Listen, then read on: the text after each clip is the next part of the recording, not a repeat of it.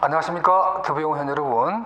청소년 상담사 상급 1차 필기시험 대비를 위한 문제풀이 시간입니다. 오늘은 5번째 과목인 학습이론의 6차시 해당되는 우리 교재 위치는 362페이지 115번 문제부터 풀이하도록 하겠습니다. 교재 위치 찾으셨나요? 자, 115번 문제가 이렇게 되어 있네요. 학습 동기와 정서의 관계에 관한 설명으로 옳은 것을 모두 고른 것은 이렇게 되어 있습니다. 그래서 보면 기억부터 리을까지 보기에 주어져 있는데요. 일단 니은부터 한번 틀린 것을 찾아보도록 하겠습니다. 니은에 보면 시험 불안이 높은 학습자는 비평가적인 상황보다 경쟁적이고 평가적인 상황에서 더 높은 수행을 보인다. 우리가 높은 수행을 보이려고 하면은 그 상황에 견딜 수 있는 힘이 있어야 되는 거죠. 그러니까 어떤 경쟁적인 상황이라든가 아니면 어떤 절대적인 점수를 넘어야 된다라고 하는 어떤 그러한 기준이 있을 때 어떤 시험 불안 같은 거, 상황 불안이죠. 상황 불안.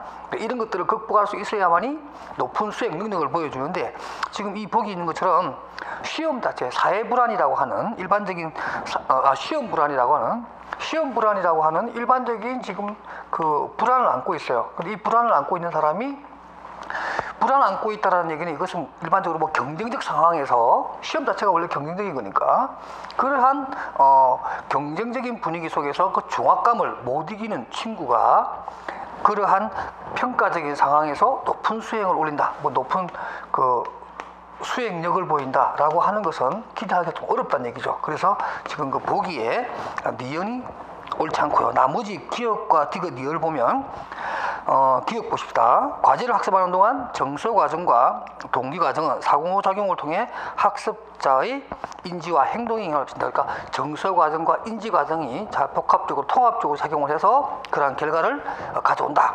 그 다음에 디귿 보면 학습자에게 위협적이지 않는 방식으로 과제를 제시함으로써 불안의 부정적 효과를 감소시킬 수 있다. 이게 이제 맞는 얘기죠. 그 다음 리얼에 보면 성취 수준이 낮은 학생은 반복된 실패와 낮은 성공 기대로 인한 불안이 높아지지만, 그러니까 자기 효능감이 떨어져 있다는 얘기죠. 그 다음에 성취 수준이 높은 학생은 스스로 부과한 비현실적인 기대로 인해 불안이 높다. 이 말도 마찬가지입니다. 그러니까 일반적으로 성취가 너무 높아도 너무 낮아도 문제가 되는데, 두 번째 문장이 뭐냐면 성취 수준이 높은 학생은 스스로 부과한 비현실적인 기대로 인한 불안이 더 높다. 그러니까 성취 수준이 높은 것은 괜찮은데 비현실적인 과제를 제시하게 되면은 우리가 일반적으로 동기가 떨어져 버리는 이런 경우가 생깁니다. 그거 이 문장 좀 조심하셔야 됩니다. 그러니까 성취 동기가 높다고 해서 비현실적인 기대까지 높게 잡았다고 해서 계속 그 수행 능력을 그대로 유지하느냐, 그건 아니고요. 어느 정도 도전할 만한 가치를 줬을 때까지는 성취 동기도 같이 비례적으로 올라간다, 이렇게 이해하시면 좋겠습니다. 아시겠죠? 그 다음에 그 116번 문제입니다. 욕구 위기에 관한 메슬로우의 설명과 일치하지 않는 것은. 자, 우리 메슬로우, 여러분 메슬로우 하면 항상 떠오르는 게 있죠. 바로 욕구 위기 이론. 그래서 니드스 하이어라키 시어리라고 하는 욕구 위기 이론인데, 우리 메슬로우의 욕구 위기 이론을 보면 뭐 일반적으로 우리가 보통 뭐 욕구 니드스 하이어라키 시리, 욕구 위계라고 하는 것은 하이어라키라고 하는 거고요. 여기 보면 우리가 5단계라고 하기도 하고 또 7단계라고 하기도 합니다. 근데 우리 일반적으로 메슬로우를 보면 5단계를 많이 하죠. 5단계를 보면 간단하게 쓰면 일반적으로 우리가 생리적, 생존적 이러한 욕구, 그 다음 그 위에 이제 우리 일반적으로 안전의 욕구, 그죠? 그 다음에 그 위로 올라가면 또 뭐가 있냐면은 바로 뭐 사회적 욕구라고 해서 어떤 소속이라든가 이런 것들을 얘기하고요.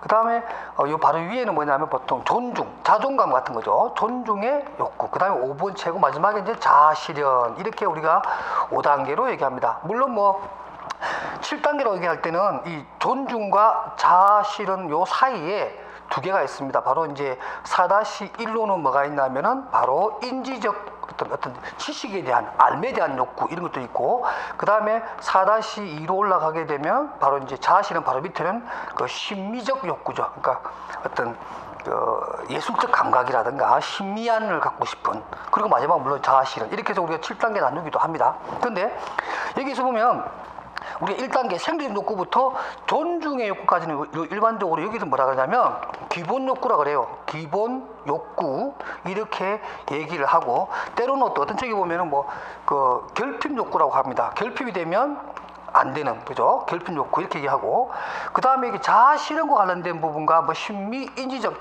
특히 자아 실현이죠. 이 자아 실현과 관련된 욕구를 우리가 보통 뭐라 그러냐면 메타 욕구라고 하기도 하고 성장 욕구라고 합니다. 성장 욕구. 그래서 지금 보기에 보면 3번에 보세요. 소속 및 애정의 욕구와 자아 존중 욕구는 성장 욕구에 해당한다. 그게 아니고 3번의 욕구 두 가지는 성장 욕구가 아니고 여기 나오는 기본 욕구, 결핍 욕구 또는 일반적으로 우리가 말하는 생존의 욕구에 해당된다. 이렇게 보면 되겠습니다. 여기다 생존의 욕구도 되겠네요. 자, 이렇게 우리가 설명을 해줘야 문제가 맞는데 116번의 답은 3번이 그래서 틀린다. 나머지는 여러분들 다 맞으니까 한번 읽어보시기 바랍니다. 그 다음에 117번 문제입니다. 학습자가 피로를 느끼는 여러 가지 원인 중 신체적, 생리적 원인은, 일반적으로 우리가 공부를 계속 하다 보면 중간중간에 휴식을 취해야 되는데 그렇게 휴식을 취하지 못한 상태가 되면은 바로 3번에 나오는 것처럼 이산화탄소의 축적으로 인한 산소의 결핍, 일반적으로 뭐 호흡장애가 좀 일어나는 그런 거죠. 그런 상태를 얘기합니다. 그러니까 지금 현재 뭐 환경적인 측면을 물어보는 것이 아니라 뭐 학습 도구라든가 교보제 또는 어떤 가족의 어떤 협조, 어떤 뭐 정숙한 분위기 그런 것이 아니라 생리적, 신체적 반응에 대한 것을 물어보니까 바로 이산화탄소, 우리가 일반적으로 필요하면 이게 몸에 축적이 되는 거죠. 바로 그런 것들을 얘기합니다. 그 다음에 118번 문제입니다.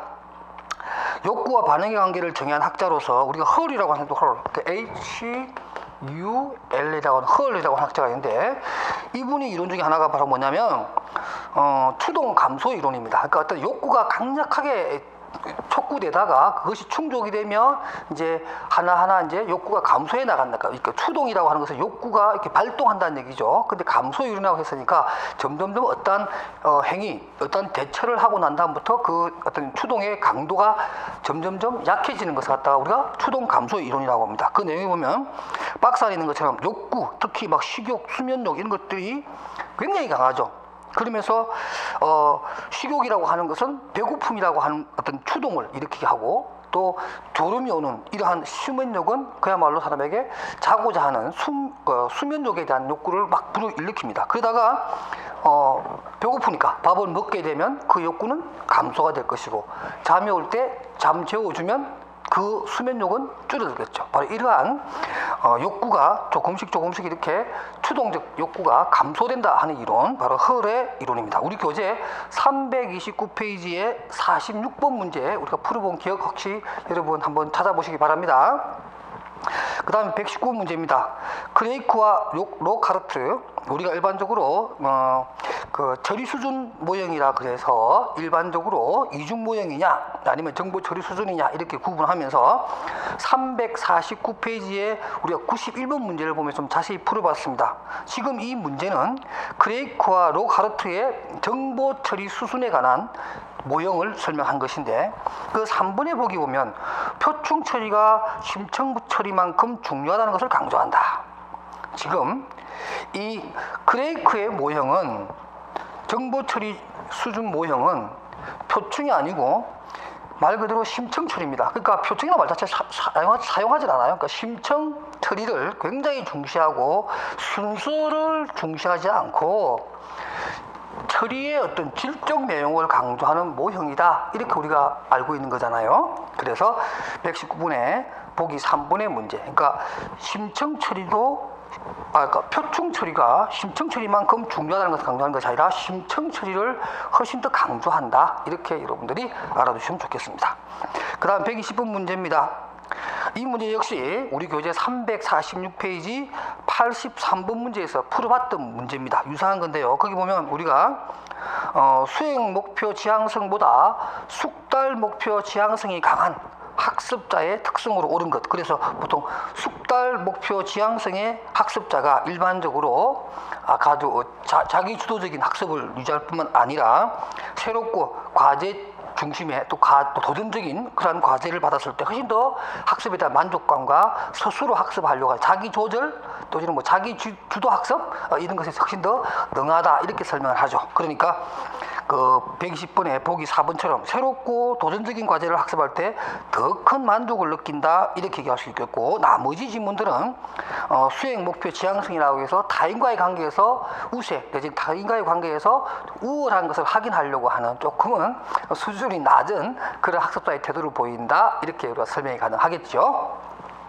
121번입니다. 전위에 관한 이론들 중 형태 이조설에 대한 설명으로 옳은 것. 자, 형태 이조설이라고 하는 것은 거기 heb설에 나와 있는 것처럼 선행 경험에 의해 인지된 구조가 새 경험에 의해 인지된 구조와 비슷하면 먼저 경험된 구조의 위상이 변화된다고 주장하는 이론이다. 그래서 이조라고 하는 말은 이렇게 옮긴다는 거거든요. 옮긴다.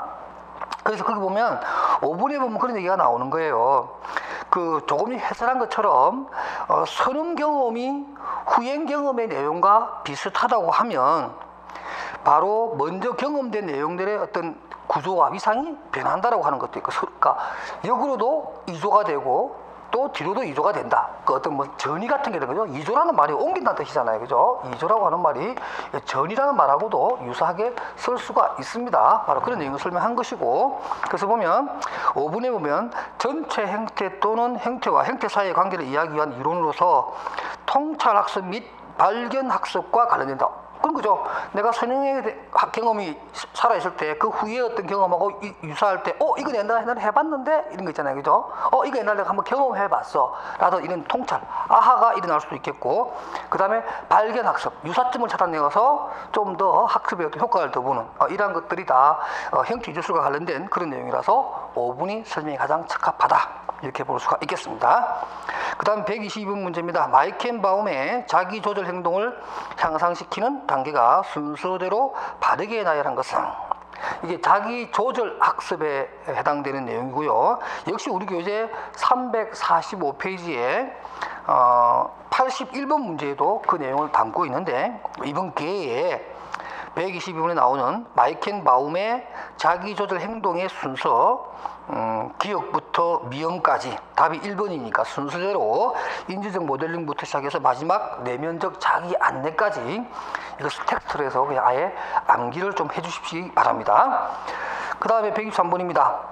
브룸펜 브레너의 생태학적 이론에서 환경체계 요소 중 다음 보기에서 설명하는 것은, 자, 여러분 잘 아시다시피 이게 브룸펜 브레너는 청소년기의 사회적 맥락적 이해를 바탕으로 해서 5단계를 얘기하죠. 미시 단계와 제일 마지막에 시간 체계라고 하는 이러한 어떤 체계를 가지고 있는데, 지금 그 보기 내용에 보게 되면 개인이 속해 있지는 않지만 개인에게 직접적인 영향을 주는 가족의 소속 학교와 직장 및 그 안에서의 대인관계, 개인이 다니는 학교의 관할 기관, 개인이 다니는 교회와 주변 시설 등이 환경이다. 이 얘기는 뭐냐면, 일반적으로 미시체계라고 해서 어떤 뭐 가정이라든가 가족 이런 것이 아니고 또 외계 중간 체계로서 학교라든가 여기도 아닙니다. 일반적으로 우리가 가정일 경우에는 미시체계인데, 그다음 학교 같은 경우 내가 소속감을 가질 뿐만 아니라 실질적으로 내가 뭐 등록이 돼 있고 이런 거죠.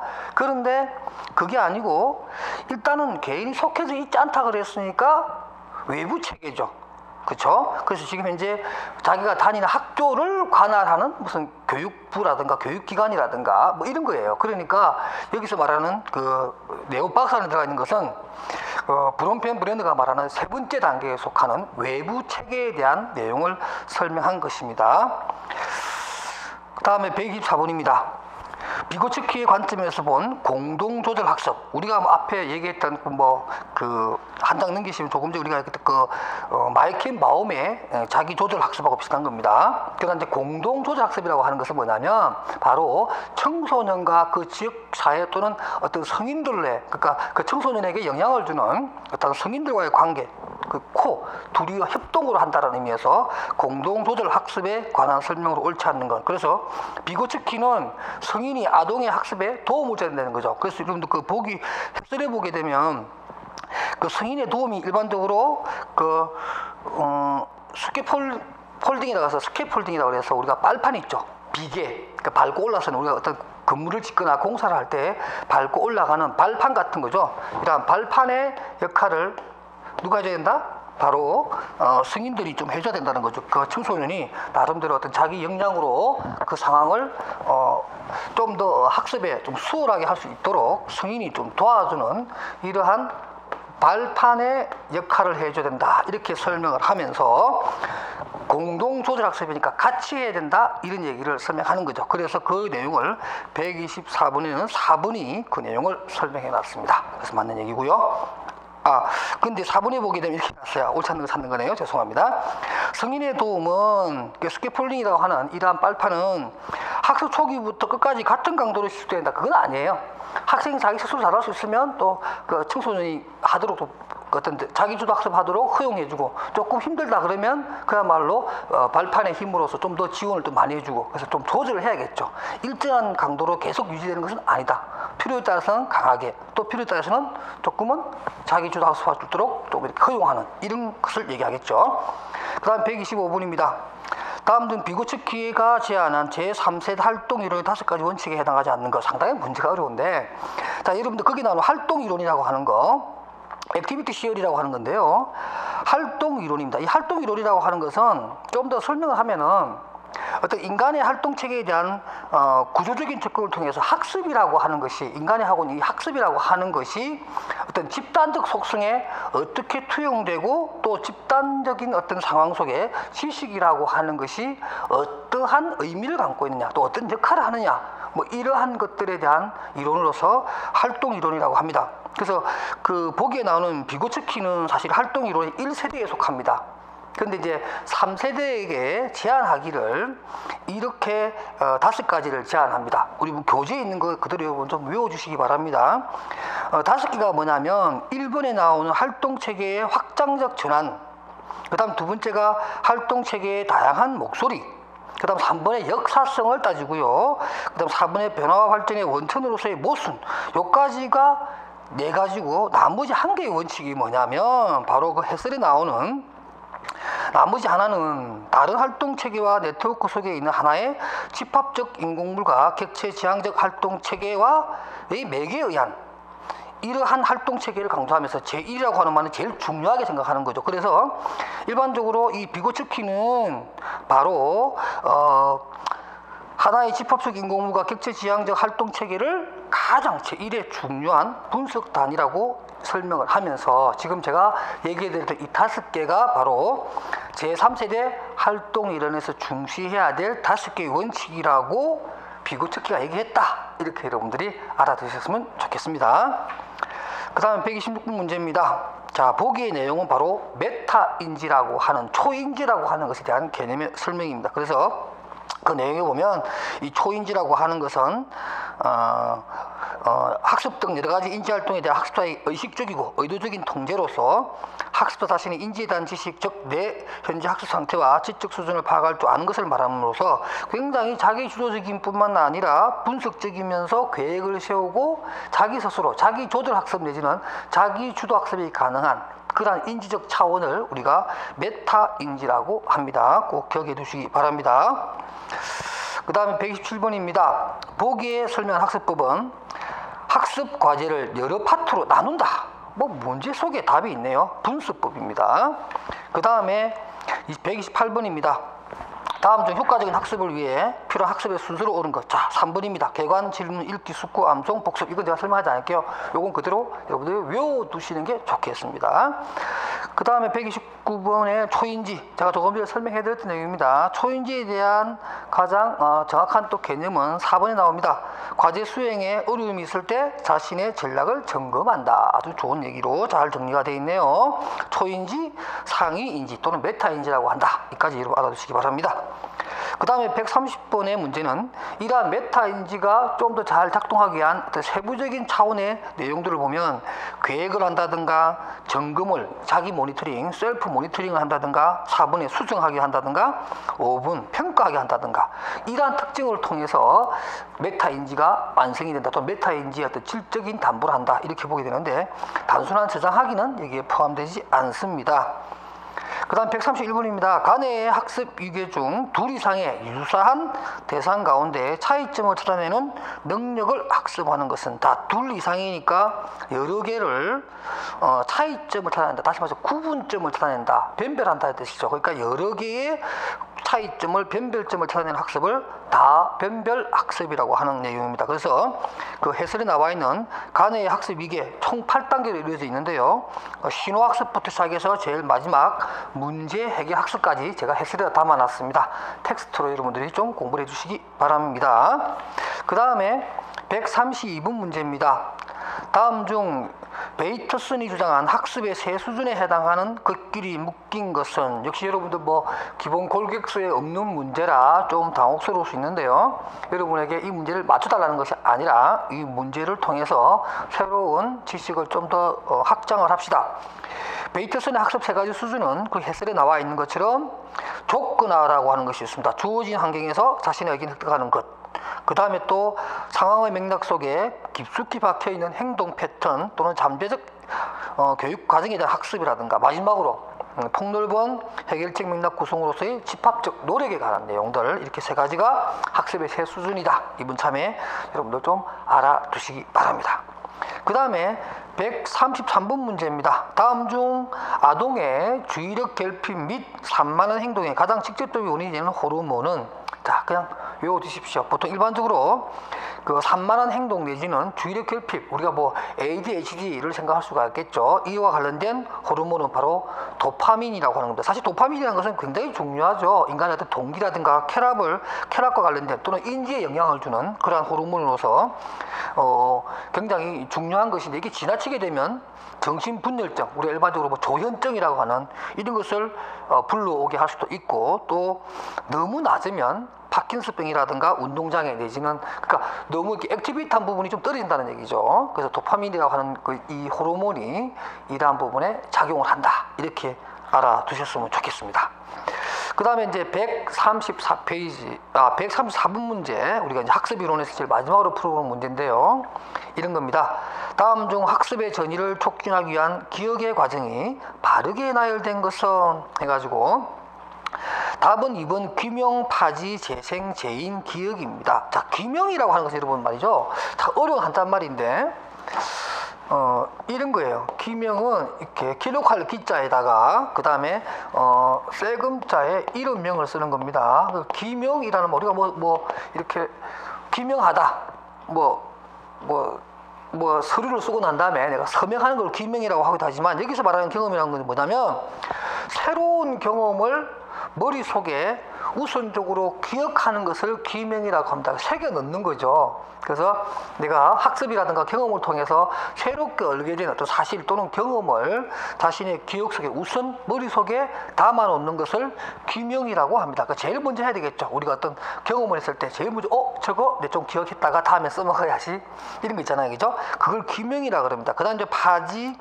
재생, 재인, 기억으로 이루어지는데, 또 재인이라고 하는 것은 뭐냐면 우리가 다시 제자가 이리 쓰나요? 한 문자가 무슨 다시 제자 써가지고 그 다음에 역시 이렇게 기억할 인자에서 다시 한번 리마인더 기억해낸다, 이런 뜻이에요. 그죠? 재인. 그래서 마지막으로는 이제 기억해내는 이러한 5단계로 이루어지는 학습 전이를 우리가 얘기할 수가 있겠다, 이런 얘기입니다. 자, 이렇게 해서 우리가 또 134문항에 걸친 학습 이론에 대한 모든 문제를 다 풀어보았습니다. 이제 다음 시간에는 마지막 과목인 청소년 이해론을 가지고 여러분하고 또다시 문제풀이를 한번 해보도록 하겠습니다. 학습 이론 문제풀이 잘 따라오신 여러분 고맙습니다. 다음 시간에 뵙도록 하겠습니다.